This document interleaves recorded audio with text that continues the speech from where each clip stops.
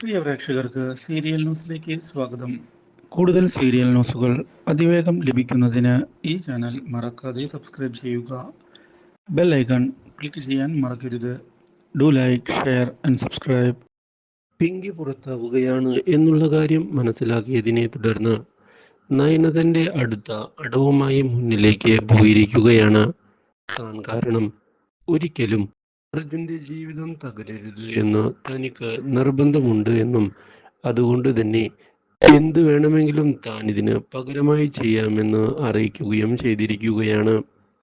ഇതേ തുടർന്ന് താൻ ഡിവോഴ്സ് ചെയ്ത് നയനയെ വിവാഹം കഴിക്കാൻ തീരുമാനിച്ചു എന്നുള്ള കാര്യം ഉറപ്പിച്ചു പറയുന്ന അർജുൻ ഇപ്പോഴുണ്ടായ പ്രശ്നത്തിൽ യാതൊരു കുറ്റവും നയനയുടെ ഭാഗത്തു നിന്ന് ഉണ്ടായിട്ടില്ല എന്നുള്ള കാര്യം ഉറപ്പിച്ച് പറയുകയും ചെയ്യുന്നു.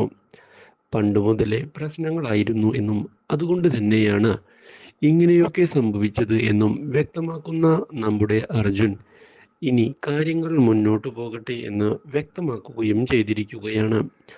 ഇതേ തുടർന്നാണ് നയനയുടെ ഈ ചതിയെപ്പറ്റി നമ്മുടെ നന്ദ മനസ്സിലാക്കുന്നത്. ഇതോടെ നന്ദ സത്യങ്ങൾ മുഴുവൻ വീട്ടുകാരോട് വിളിച്ചു പറയുകയും സ്വത്തുക്കൾക്ക് വേണ്ടിയാണ് ഇതെല്ലാം നയന ചെയ്യുന്നത് എന്ന് അറിയിക്കുകയും ചെയ്യുന്നു.